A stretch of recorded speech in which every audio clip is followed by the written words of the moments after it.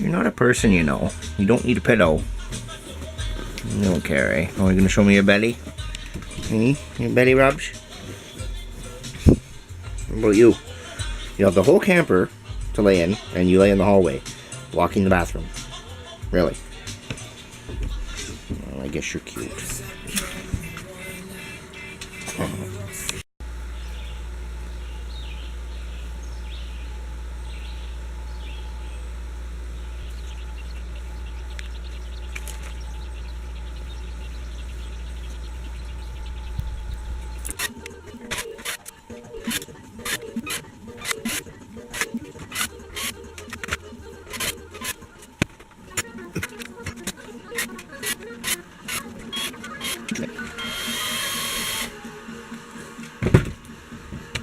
My assistant here is a little intrusive.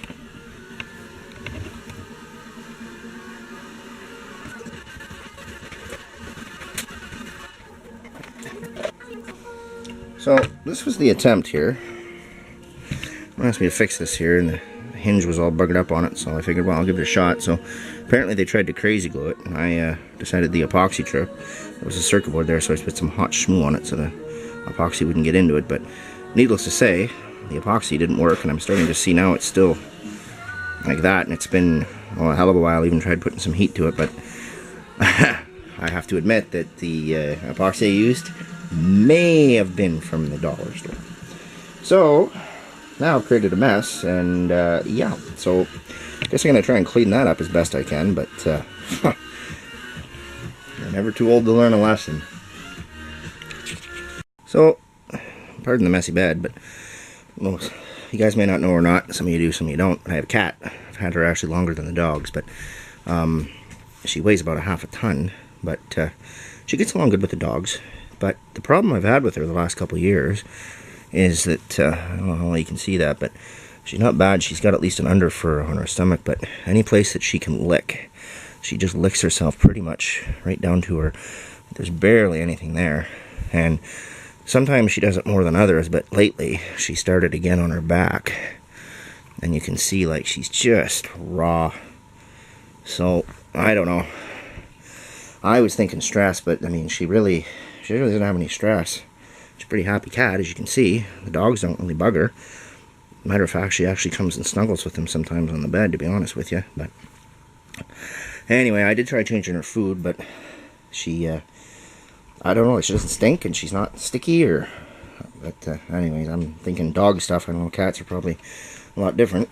So anyway, she hasn't been in the vet since she got declawed, and that was, 2009 maybe, 10, but anyway, I guess we're gonna have to take her in. Can I help you? Oh. What about you? Hey? What about you? You guys are silly. Where's your brother?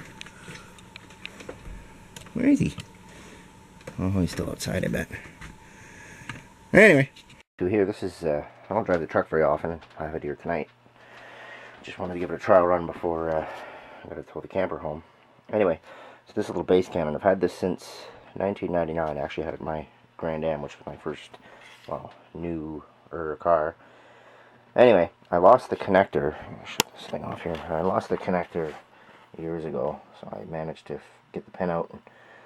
Anyways, it worked, and anyways, one of the dogs had chewed the cables on it, so I always thought it was just a short. But anyway, after some troubleshooting tonight, I figured out that, save you guys the boring part of that, but I figured out that it's powering up. I'll show you. The reason I'm able to test this inside the camper is because the camper does have it runs on 12 volt when it's not plugged in, so if you know where to look. So as you can see, I can hit this and the light comes on. But I should have known when I was plugging the connectors in. I thought maybe there was an issue with that, but most people know when you plug something like that in, if it's before it's all in all the way, you usually get that hum or buzz. I didn't realize I wasn't getting that, so I just took a speaker, just a little crappy speaker in here, and if you have a line level output like that and you hook a speaker up to it, it's a low sound, but you'll hear it very faintly. So I wanted to make sure the problem wasn't with with the Alpine deck in the truck. So anyways, now that I know that, there's obviously something wrong here. So I'm going to, I don't think it's, yeah, I don't, the speaker wouldn't be blown, but there's obviously something wrong with the amp in it. So even if I can't salvage the amp, I have several small ones, so I could just get rid of this back part and mount an amp either, depending on what's inside there or whatever. Because I mean, you know, it's shit. I've had the thing since '99, so I've had it for a while and it still works. I mean, sure, I've got other stuff around the house, but I mean, if I can fix it, which parts I have laying around, why not, right? Well, sometimes patience wins, sometimes frustration wins, but anyway, that's what we ended up with. Extremely over-engineered, if you ask me, but fuck this camera. Anyway, if you're taking a look, I mean, nothing seems to have let the smoke out, so the fact that it was powering on says something. Now, this is interesting, though, because these are the leads that go into the speaker, and there's 4. Typically, you'd only have 2, so then I remembered that some of these older, some of the Kenwood amps I've had over the years, they have the speaker wires that run the speaker, and then another 2 that monitors the impedance, and just to see if the speaker's getting warm, so it knows if it needs to kind of lower the volume.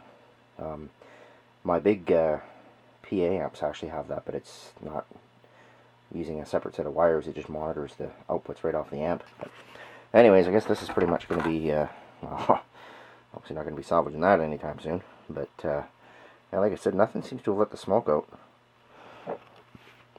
So I don't know what to, well, why this thing doesn't like to focus. Let's do it manually, I guess. Like I say, nothing seems to have let the smoke out, so I don't know. And the fact that it was turning on says something too. So, but yeah, actually kind of surprised to see that much circuitry in such a cheap, small device. I mean, it's just a single little bass cannon, but my goodness, that circuit board kind of threw me off for the size of it. Anyway, the easy way to test this is I'm going to see if I can look in there. Well, I probably can't, but anyway, you see there's a tube there that runs in. But anyways, I'm going to take one of those wires and just tap it with a 9-volt battery. Most speakers of that size will handle a single shot of a 9-volt battery, because the power they receive when they're actually working is a lot more than that. So anyway, I'm very confident there's nothing wrong with the speaker itself, but anyway, if I'm wrong, I'll show you.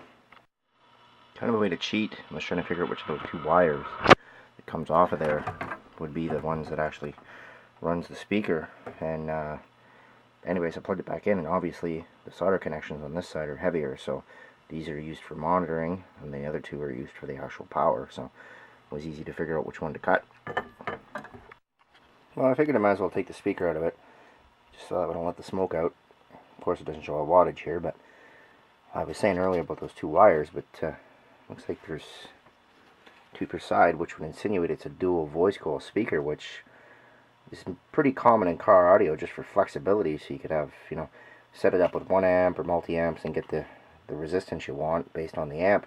But in a situation like this, it's kind of redundant, because it's just a sealed unit. Like, you're not going to be, like, yeah, unless this was used in other applications maybe. But anyway, I have to do some Googling, find out what that number is, so I know what kind of power this thing needs, so I don't let the smoke out of it.